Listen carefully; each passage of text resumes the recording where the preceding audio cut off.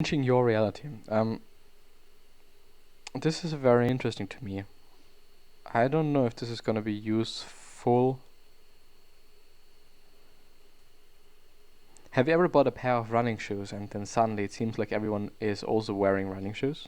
Have you ever been pregnant and then suddenly it seems like there are more pregnant people around you? Have you gotten a short hairstyle and then suddenly it seems like that's the hits hairstyle of the season? We see what we want to see, and we see what supports our existing beliefs and ignore those that don't. It's selective perception in action, and it happens automatically. Selective perception acts like a filter in our mind, which means that we don't notice everything that is going on around us. If we do, we'll get crazy from sensory overload. Our mind simply cannot process that much information. Our perception is inherently biased by what we know, what we believe in, and what we have experienced. What we see makes up our reality. How so? Well, we focus on expands. It seems that there are more of them. More people with running shoes, more people who are pregnant, and more people who have short hairstyles.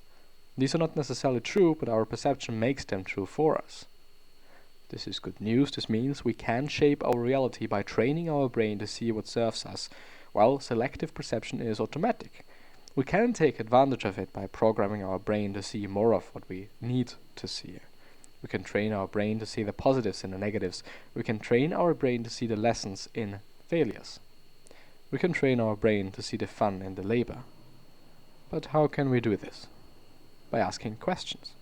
Use questions to alter your perception. Questions interrupt our usual thinking process.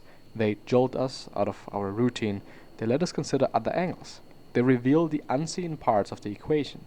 Using questions is an easy way to change your thought patterns. Some useful questions are: what are the good things that happened to me today? This trains our brain to look for the good in every situation. Why am I so lucky? This trains our brain to look for the seeming coincidences that bring us closer to our goals. What can I learn from this? This trains our brain to look for the lessons no matter what outcomes we get. Why are things always working for me?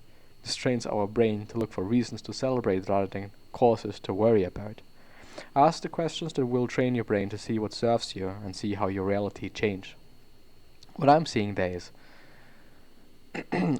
why are things always working for me? This is basically kind of the opposite of, why is everything always shitty? Why am I feeling this way? Whatever it might be.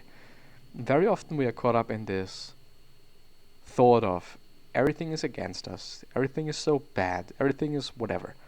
And I don't want to blame anybody being like this. I really don't. I think it's normal. At some point of time, we all are going through some depressive episodes. Some people stay in this place, and I think this is something to look out for, and something to then work on, also with therapy. Because as I'm thinking about it, and as I've just realized by going through this and Schopenhauer's notes, when I see, I might be in a certain place in my life just because I do not see those things that I could see, because my brain is filtering those things out that I just don't see at the time. And so the question is, what could I see? What are the things that are there, but I merely don't see them? I'm not having them on my radar because apparently they are not there for me. I think, what if I type in altering perception? Perception altering supernatural wiki. I guess this is not necessarily how to alter your perception. Change your perceptions, change your reality.